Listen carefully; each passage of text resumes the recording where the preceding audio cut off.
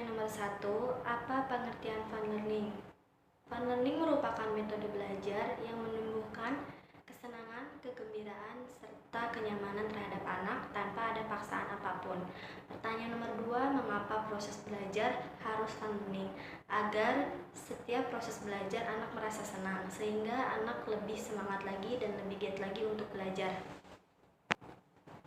Pertanyaan nomor 3, apa tujuan fun learning? Yaitu untuk meningkatkan minat belajar secara intrinsik ataupun keinginan dalam anak itu tersendiri.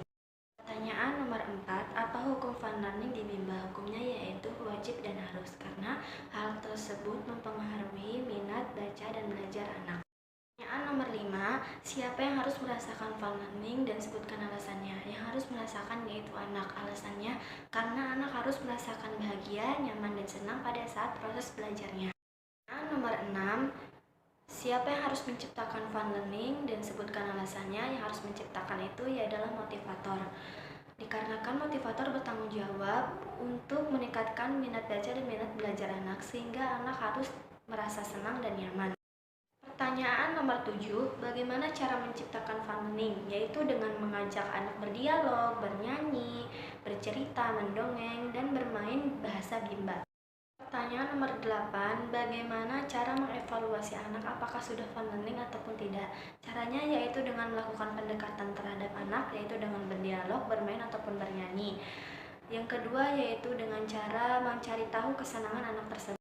Pertanyaan nomor 9, apa dampak yang terjadi bila proses belajar menyenangkan? Jika anak merasa senang dan nyaman, maka anak tersebut akan merasa senang dan lebih giat lagi untuk belajar. Pertanyaan nomor 10, apa dampak yang terjadi bila proses belajar tidak menyenangkan?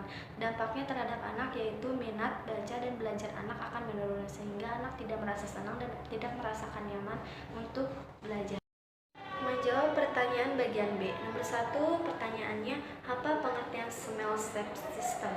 Small step system merupakan proses belajar yang dilakukan secara bertahap. Pertanyaan nomor 2, mengapa proses belajar harus dilakukan secara bertahap atau small step system?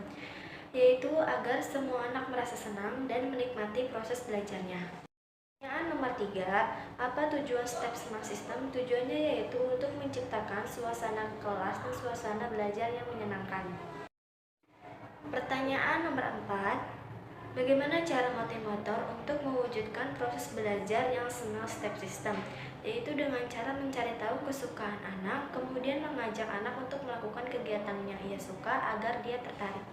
Pertanyaan nomor 5, apa dampak yang terjadi bila proses belajar small step system?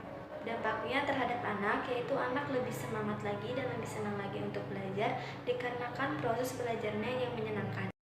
Pertanyaan nomor 6, apa dampak yang terjadi bila proses belajar tidak menyenangkan? Dampaknya untuk anak yaitu anak akan merasa tidak nyaman dan bisa menurunkan minat baca dan minat baca anak tersebut.